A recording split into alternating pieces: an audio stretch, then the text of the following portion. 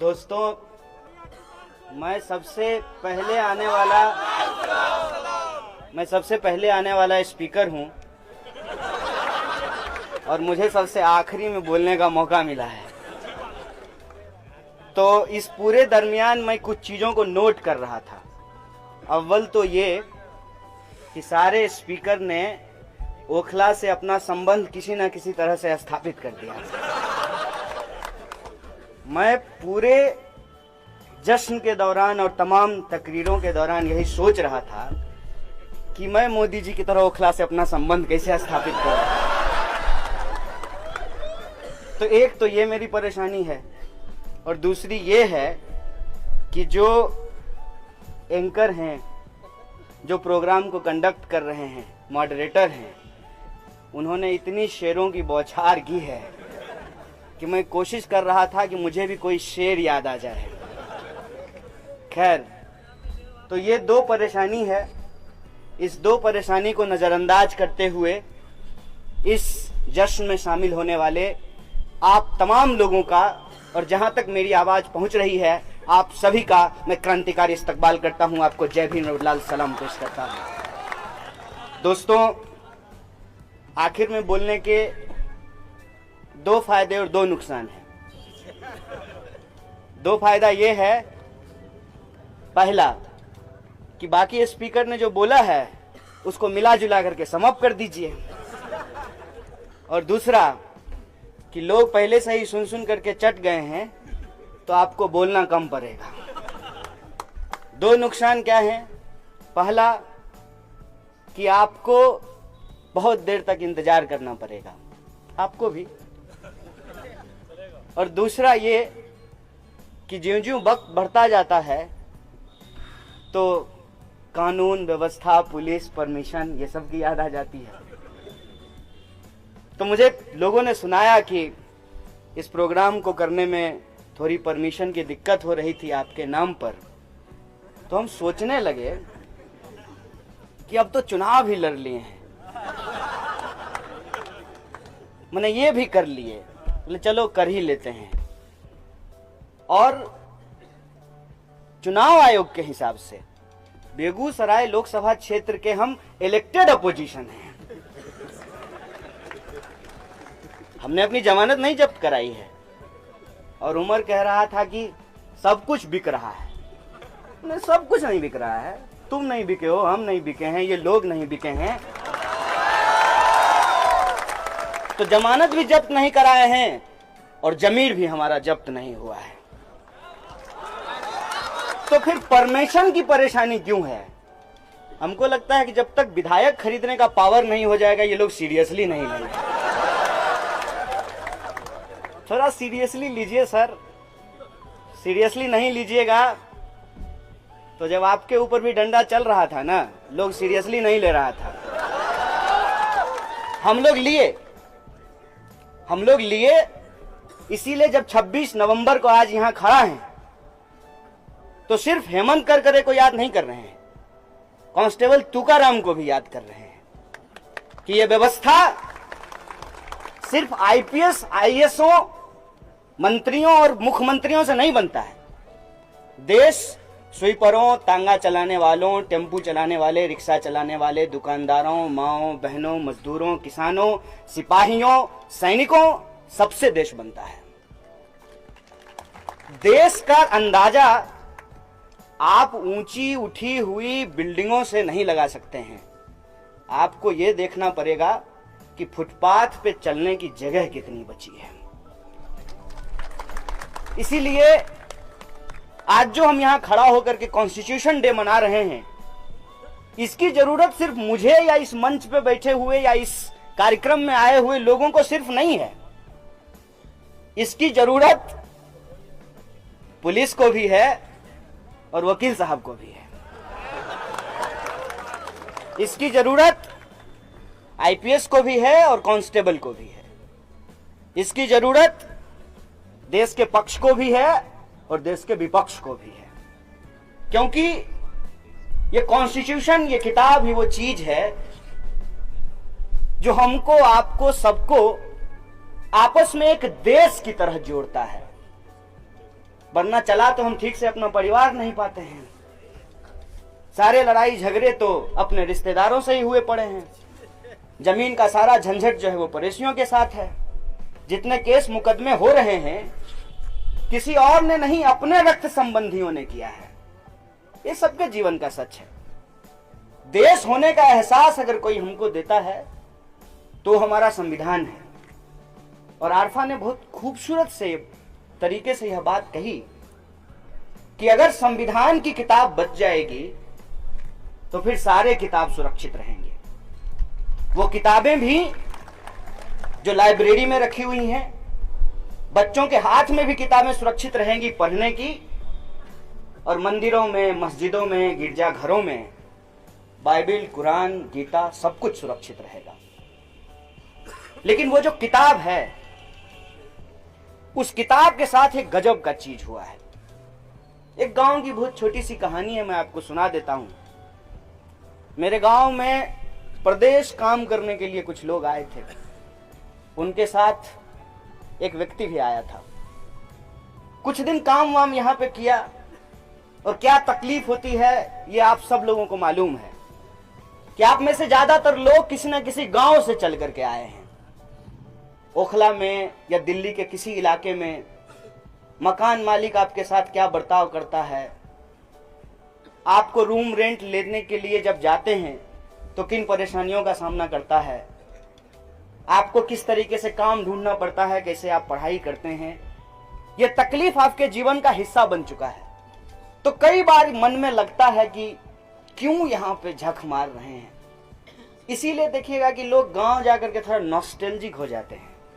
मौका ईद का हो, बकरीद का हो, होली का हो, दिवाली का हो, ट्रेन में टिकट इसीलिए नहीं मिलता है कि अचानक से हमको गांव याद आने लगता है।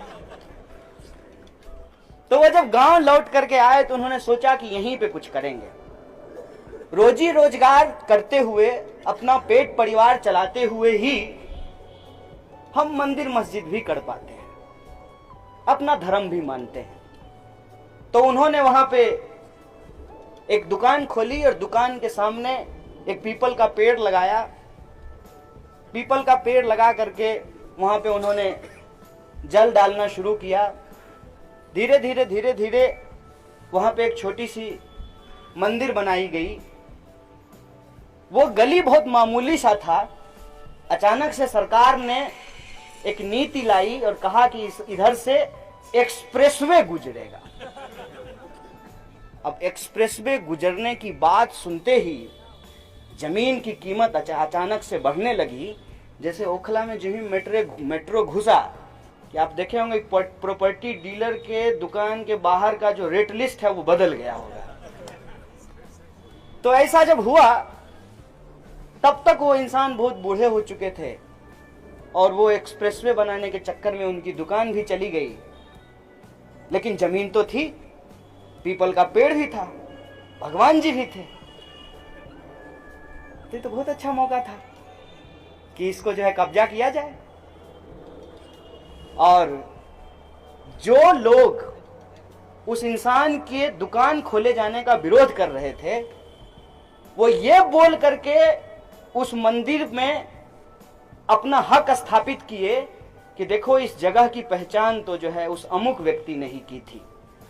तो मंदिर तो बने, पुजारी कोई भी हो, लेकिन द्वार का नाम उस व्यक्ति के नाम पे होना चाहिए। और लोग बहुत खुश हो गए। मुश्किल ये नहीं है कि हम संविधान खतरे में हैं ये बात बोल रहे हैं, ठीक बात है, खतरे में है तो बोलेंगे लोग। मुश्किल ये है कि जब हम ये बोलते हैं तो किसी को सच क्यों नहीं लगता है। सच इसलिए नहीं लगता है कि जिनके भरोसे था संविधान, वो मंदिर, वो भगवान, उन्होंने भी तो उस दुकान की परवाह नहीं की। और जब दुकान ही है तो कोई भी पैसा देकर के खरीद सकता है और बेच सकता है। मूल प्रश्न यह है कि क्या जमहूरियत को बचाने वाले लोग, क्या संविधान की शपथ खाने वाले लोग सचमुच संविधान के प्रति गंभीर हैं? अगर वो गंभीर नहीं है तो बीजेपी को तो कभी संविधान से प्यार ही नहीं था। हम लोग प्रश्न ही एक्चुअली दूसरे तरीके से कर रहे हैं, इसीलिए मूल सवाल पे पहुंच नहीं पाते। आखिर आप मुझे बताइए कि भाजपा संविधान क्यों बचा है? कोई एक कारण बता दीजिए। भाजपा तिरंगे झंडे का सम्मान क्यों करे? भाजपा इस देश का इतिहास क्यों ना बदल दे? क्योंकि ये सारी चीजें उसकी राजनीति के खिलाफ है। लेकिन जिनको बचाना था संविधान, जिन्होंने लिखा, जिन्होंने बनाया, जिन्होंने कस्में खाई, जिन्होंने इस देश को इतने दिनों तक चलाया, हम बोल देंगे जोर से आवाज कम ही रखिए, वरना हम कम बोलेंगे ज्यादा बोलने लगेगा। मैं भी कपिल साहब की तरह बोलूं क्या? समस्या उसमें यह होगी कि कैमरे वाले दोस्तों को बहुत मेहनत करनी पड़ेगी। हम मोदी जी हैं नहीं, जिधर कैमरा होगा उधर ही मुंह कर लेंगे। तो मैं इस माइक का इस्तेमाल करता हूं। आप भी खुश, हम भी खुश। तो इस वजह से क्या हुआ है कि जब हम कोई बात बोलते हैं ना, तो हमारे सवालों का जवाब उनको देने की जरूरत नहीं है, वो विपक्ष पे ही एक नया सवाल खड़ा कर देते हैं। जैसे अगर हम बोले कि तबरेज के साथ गलत हुआ, तो वो 3 महीने बाद कहेंगे बोलो बोलो बोलो, कमलेश पे बोलो, कमलेश पे बोलो। कमलेश पे क्या कहना चाहते हैं? हम कहां कह रहे हैं कि कमलेश के साथ अच्छा हुआ? अब जैसे उन्होंने एक बड़ा अच्छा उदाहरण दिया हमारे सामने। आरफा जी ने कहा कि सरिया का प्रोग्राम है, अब इस प्रोग्राम का जो है वीडियो अपलोड होगा, अब लोग उसको देखेंगे, कहेंगे देखा तुम गद्दार हिंदू हो, तुम एक बार भी जो है राम जी का नाम लिए, लोग यहां आकर के इंशाअल्लाह इंशाअल्लाह कह रहे थे। इस प्रश्न को समझिए। वैसे अगर माने जलसे की तरह आए हैं, थोड़ा सुनेंगे, हंसेंगे, हंसाएंगे और चले जाएंगे, तब तो कोई बात नहीं है। और सारे स्पीकर ने, लगभग सारे स्पीकर ने, मुझे लगा कि आपको समझाने की कोशिश कर रहे हैं। मैं दावे से कहता हूं इनसे ज्यादा समझदार कोई है ही नहीं। और उमर कह रहा था कि आपको गुस्सा होना चाहिए। मुझे गुस्से से ज्यादा बुद्धिमान चीज ही आज तक कोई नहीं दिखा है। गुस्सा इतना बुद्धिमान होता है कि उसको पता है कि उसको कहां होना है। आप जाइए थाना, ठीक है ना, और जो है हो सकता है कि आप कांस्टेबल पे गुस्सा कर लें, जो ही एसएचओ आएगा पता नहीं कहां चला जाएगा वो। उसको कहिएगा कि आओ बाहर निकलो, वो कहेगा नो सॉरी। गुस्सा इतना बुद्धिमान होता है। तो इसीलिए मैं जो है वीर रस का और आक्रोश रस का व्यक्ति नहीं बचा हूं, मैं कहीं और चला गया हूं। मुझे प्यार, मोहब्बत, प्रेम, ये सारी चीजें ही अच्छी लगती हैं, क्योंकि मुझे ये समझ में आ रहा है कि गुस्से में तो लोग ऑलरेडी हैं, बहुत गुस्सा है। मैंने सिग्नल पे आप रुक जाइए और सिग्नल पे जो ही 5, 4 हॉर्न देना शुरू कर देगा। भाई 0 तो हो जाने दे, ग्रीन तो होने दे। मेट्रो पे आप रोज चढ़ते हैं, बोलिए आपको एफर्ट करना पड़ता है घुसने के लिए, खड़े हो जाइए घुसा देगा। उतरने के लिए एफर्ट करना पड़ता है। बहुत गुस्सा है। वायलेंस की भी कोई कमी नहीं है। मेरे कुछ दोस्त जेएनयू के पढ़े हुए, जेएनयू में पढ़ाई होती है, इतना आश्चर्य से मत देखिए। अभी आपके इस इलाके के जो डीसीपी हैं वो जेएनयू से ही पढ़े हुए हैं, जेएनयू से ही पढ़ के आए हैं। तो मेरे जेएनयू के कुछ पढ़े हुए दोस्त यूट्यूब के लिए काम करते हैं, अलग अलग भाषा में कंटेंट चेक करते हैं। तो जब आता है काम करके और कभी मुलाकात हो जाती है, कहता आज बहुत गंदा वीडियो देखे थे। तो हमको लगता है कि कहेगा कि अमित शाह का भाषण देख लिया है। बोले क्या किसी बीजेपी के नेता का भाषण देख लिया? बोले नहीं यार, कुछ भी नहीं है वो। उससे ज्यादा वायलेंस भरा हुआ है इस सोसाइटी में। इस सोसाइटी में इतनी हिंसा भर दी गई है, इतना गुस्सा भर दिया गया है कि स्वाभाविक रूप से ये हिंसा और ये गुस्सा हमेशा कमजोर लोगों पे निकलेगा। क्योंकि ये बहुत बुद्धिमान होता है, ये ताकतवर के सामने मुंह ही नहीं खोलेगा। इसको पता है कि इससे हमारा नुकसान हो सकता है, हम इससे कमजोर हैं, ये दोनों चीज उसके सामने में नहीं आएगा। आप मुझे देखिए, आपकी गाड़ी का साइज, उसका दाम, ठीक है ना, और उसमें बैठा हुआ व्यक्ति का वेशभूषा, उससे गुस्सा निर्भर करता है कि उसके ऊपर किसको गुस्सा आएगा और उसको किसके ऊपर गुस्सा आएगा। जनरली आपको यह देखने को नहीं मिलेगा कि किसी फॉर्च्यूनर वाले पे कोई रिक्शा वाला गुस्सा कर रहा है। देखो मिला है क्या? कैसे करेगा? गुस्सा और हिंसा एक बहुत रेशनल हो चुका है और इस बात को यह सरकार बहुत अच्छे से समझती है। इसीलिए वो सवाल को गुमराह करने के लिए सिंपल एक सवाल खड़ा कर देती है। जैसे अब सारे स्पीकर बोले हैं संविधान खतरे में है, अब हम लोग कुछ लोग मान भी लेंगे कि संविधान खतरे में है, और जब ये बात बोलेंगे तो धीरे से कहेगा हाँ हाँ तब तो बहुत सही था, जब कांग्रेस का राज था तब संविधान खतरे में नहीं था। आज एक चाय वाला देश का प्रधानमंत्री बन गया है तो आपको संविधान खतरे में नजर आ रहा है। बोलिए आप क्या जवाब दीजिएगा इसका? हो गए निरुत्तर, इसका जवाब ही नहीं है। इसका जवाब जब तक हम नहीं ढूंढेंगे तब तक यह बात असर नहीं करेगी। और मेरी राय में, और मैं आपको सिखा नहीं रहा हूं, क्योंकि मेरा यह मानना है कि जनता से ज्यादा बुद्धिमान कोई नहीं होता है। ये गलती तो मैं कर ही नहीं सकता हूं। वो इतने क्लियर होते हैं कि उनको पता है कि भाषण किसका सुनना है, ताली किसके ऊपर बजाना है, वोट किसको देना है, फोटो किसके साथ खिंचवाना है, उनको सब मालूम है। वो कोई ऐसी चीज नहीं है जो वो नहीं जानते। वो तय कर लिया है कि उनको क्या जानना है और क्या नहीं जानना है, क्या देखना है क्या नहीं देखना है।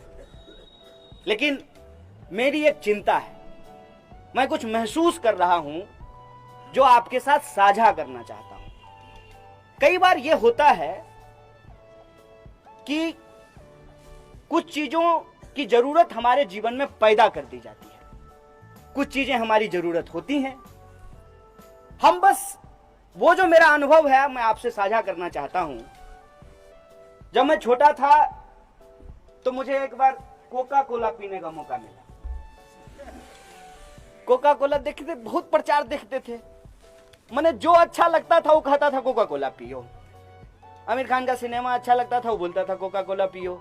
सचिन की बैटिंग अच्छी लगती थी तो वो कहता था कोका कोला पियो। अफरीदी का बॉलिंग अच्छा लगता था तो वो कहता था कोका कोला पियो। हम बोले जब सब कह रहा है, क्या हिंदुस्तानी क्या पाकिस्तानी, कोका कोला पियो तो पी लेते हैं।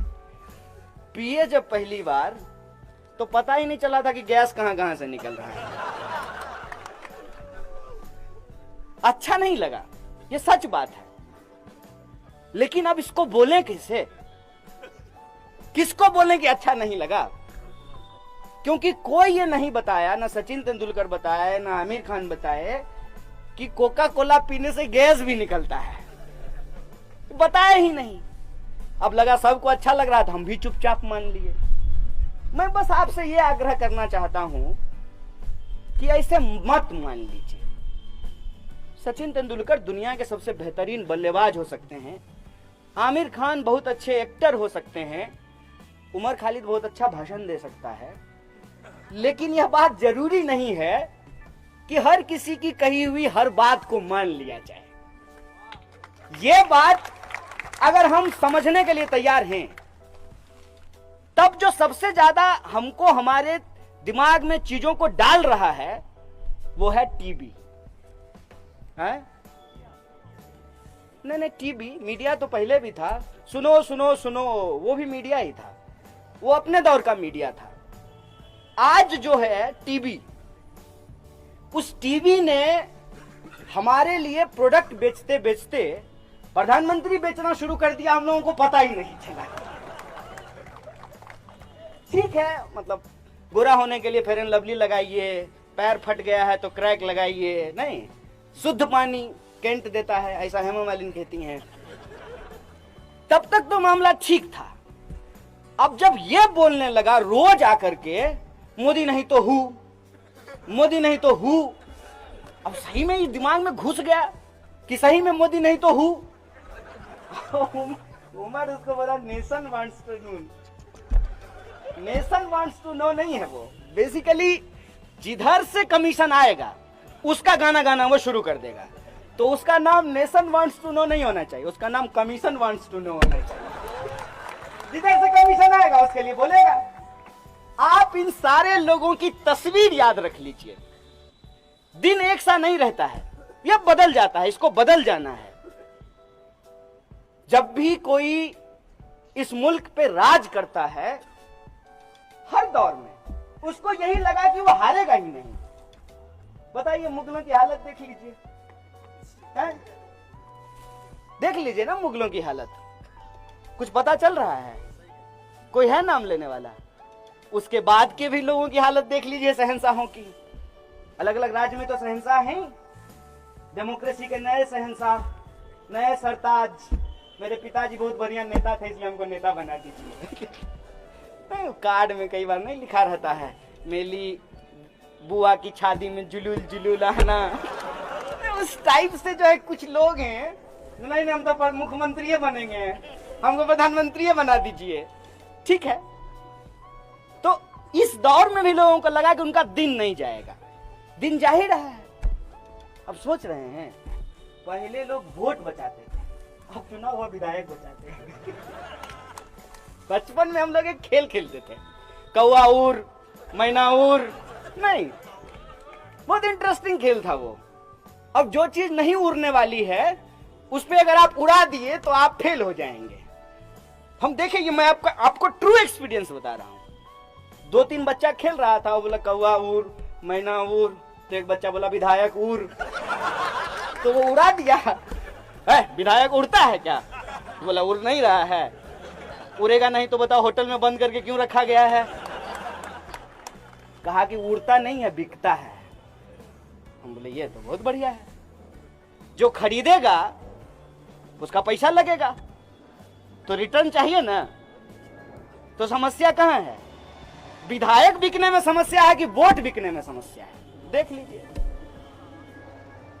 प्राइवेट लिमिटेड कंपनी है, नहीं देश को प्राइवेट लिमिटेड कंपनी बना देना चाहते हैं। तो प्राइवेट लिमिटेड कंपनी जो बनाना चाहते हैं उनका तो इंटरेस्ट है उसमें, वो तो मुझे समझ में आता है। मेरे पास मेरिट नहीं है, क्यों? क्योंकि मेरे पिताजी का नाम अमित शाह नहीं है।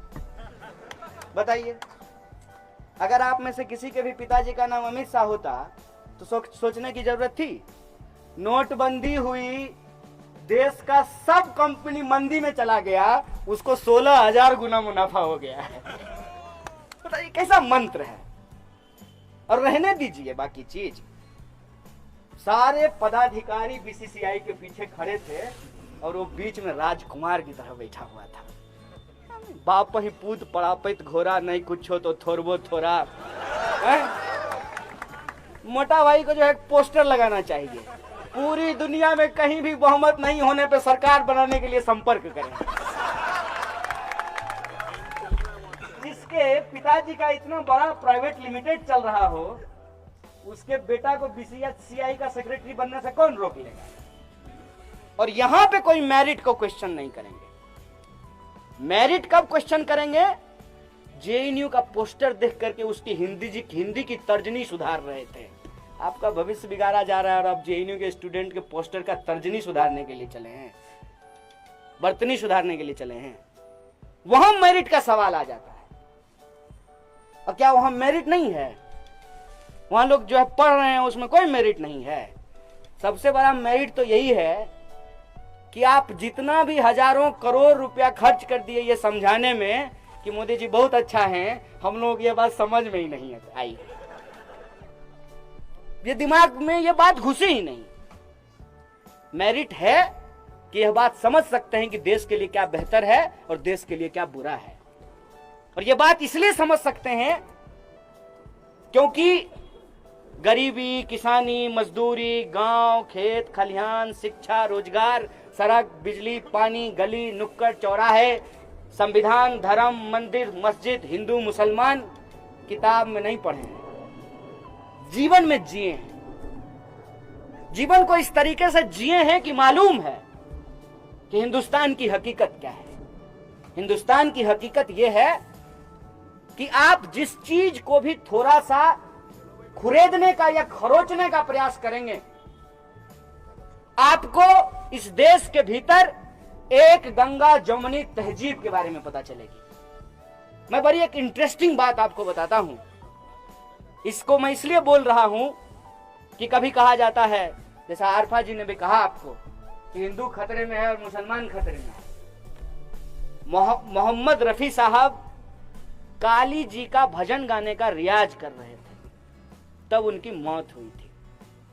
और जो राम जी को लेकर के सबसे मशहूर गाना है, राम जी की निकली सवारी, राम जी की लीला है न्यारी, वो गाना मोहम्मद रफी के द्वारा गाया गया। मन तरपत हरि दर्शन को आज, वो गाना एक मुसलमान ने लिखा, एक मुसलमान ने गाया और एक मुसलमान ने उसका म्यूजिक दिया है। वो बजता हिंदुओं के मंदिर में है।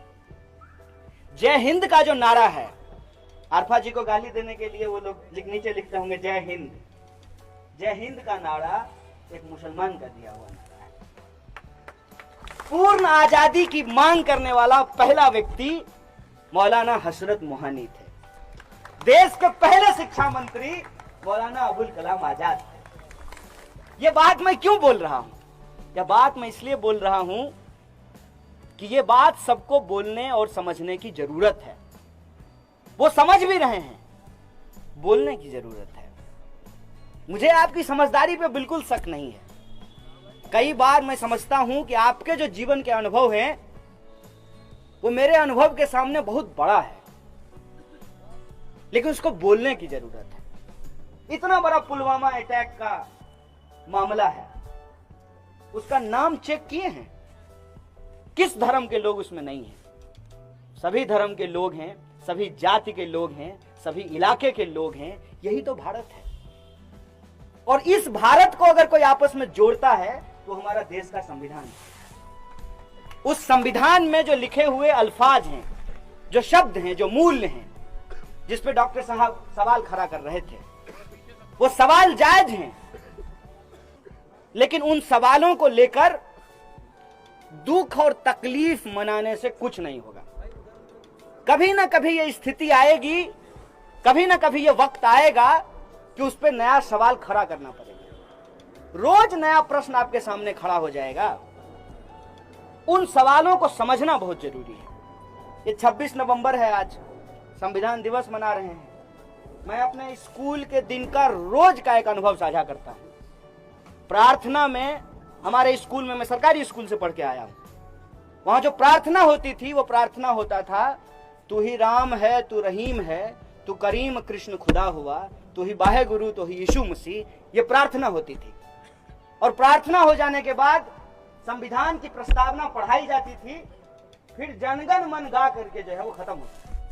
और संविधान की प्रस्तावना को जो पढ़ाई जाती थी तो तारीख कोई भी हो, लास्ट में कहता था आज दिनांक 26 नवंबर 1949 को, तो मैं चुप हो जाता था। आज दिन 13 दिसंबर है, कह रहा है 26 नवंबर।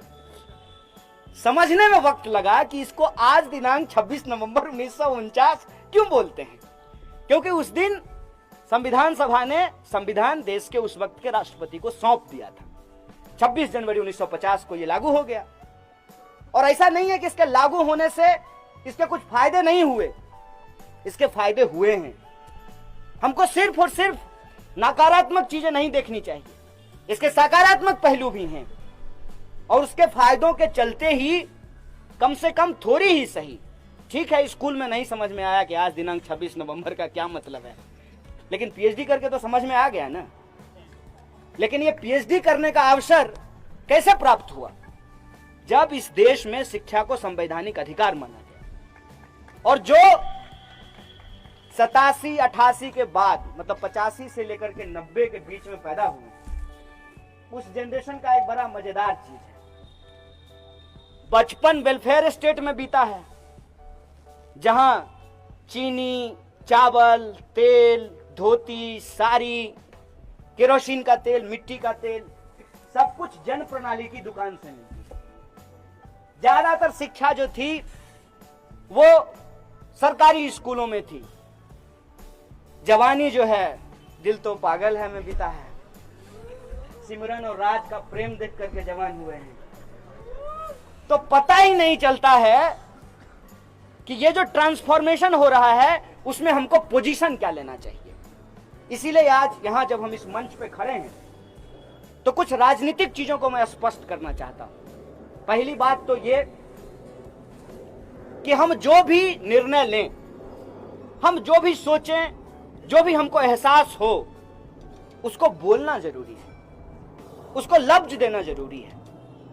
बाग में तरह तरह के फूल होते हैं, लेकिन उन फूलों को जब तक एक धागे में पिरोया नहीं जाता है तब तक माला नहीं तैयार होती है।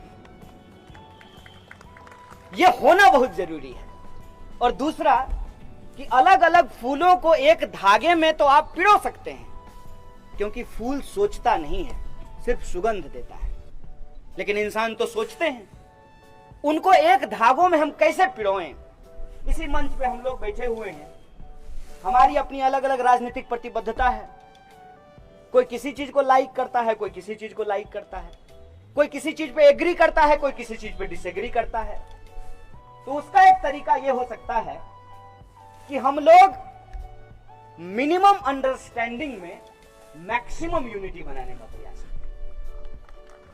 और मिनिमम अंडरस्टैंडिंग क्या हो सकती है? मिनिमम अंडरस्टैंडिंग वही हो सकती है जिसको आज हम सेलिब्रेट कर रहे हैं। वो हमारा संविधान है, वो हमारा कॉन्स्टिट्यूशन है, उसका प्रियम्बल है, उसमें लिखे हुए शब्द हैं, जिस मिनिमम अंडरस्टैंडिंग पे मैक्सिमम यूनिटी बनाई जा सकती है। लेकिन यूनिटी तो बाकी साल ठीक है, हम तुम्हारे प्रोग्राम में आ जाएं, तुम हमारे प्रोग्राम में आ जाओ, तुम मेरी बारात में नाचो, मैं तुम्हारी बारात में नाचो, तब तक तो ठीक है। मसला तो तब खड़ा होता है दूल्हा कौन बनेगा, दुल्हन कौन होगी, प्रश्न तब खड़ा होता है। अभी सब ठीक है।